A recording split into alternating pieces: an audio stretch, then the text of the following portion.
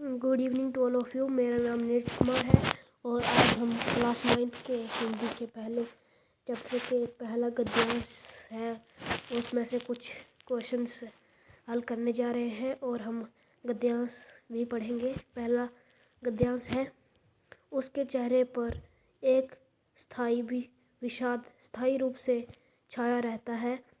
सुख दुख हानि लाभ किसी भी दशा में उसे बदलते नहीं देखा। ऋषि मुनियों के जितने गुण हैं वे सभी उसमें पराकाष्ठ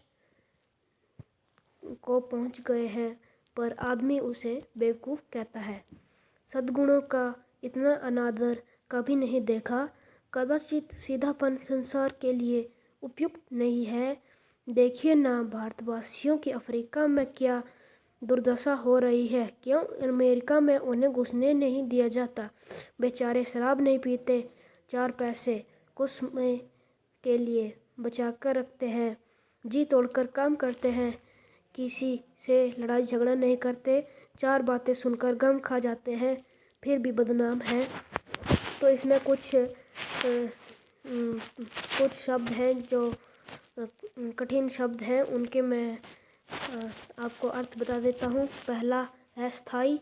स्थाई मतलब एक स्थाई मतलब जैसे स्थाई मतलब हो जाता है परमानेंट, हर एक समय के लिए। जैसे मेरा घर स्थाई रूप से हिमाचल में है। दूसरा है विषाद। विषाद का अर्थ होता है खेद यानी दुख। तीसरा है प्रकाष्ठा। प्रकाष्ठा का अर्थ होता है अंतिम सीमा यानी लास्ट बाउंड्री। और अनादर का अर्थ होता है यानी किसी चीज़ का आदर नहीं करना। और कदाचित होता है कभी भी, उपयुक्त होता है ठीक, और दुर्दशा होती है हालत बुरी, जैसे किसी की बुरी हालत। अब हम इसमें से कुछ क्वेश्चंस करेंगे और उनका हल भी करेंगे। पहला क्वेश्चन है, पाठ और लेखक का नाम बताइए। तो पाठ इसमें है 2 बैलों की कथा और लेखक है प्रेमचंद। दूसरा क्वेश्चन है, स्थायी विषाद किस पर छाया रहता है। गधे के मुख पर स्थायी विषाद छाया रहता है, क्योंकि वो सुख दुख हानि लाभ आदि प्रत्येक दशा में एक समान रहता है। वो कभी खुश नहीं होता है। वो सदा सब कुछ चुपचाप सहन करता रहता है, किसी का विरोध नहीं करता। तीसरा क्वेश्चन है, सीधापन संसार के लिए उपयुक्त क्यों नहीं है। सीधापन संसार के लिए उपयुक्त नहीं है क्योंकि सीधे व्यक्ति को लोग बेवकूफ़ समझते हैं और उसे अपने मन के अनुसार चलाते हैं। उसके गुणों का कोई आदर नहीं करता, सब उसे दुत्कारते हैं। मेहनत से काम करने पर भी उसे बदनाम किया जाता है। चौथा क्वेश्चन है, भारतवासी क्यों बदनाम है। भारतवासी अपने सीधेपन के कारण बदनाम है।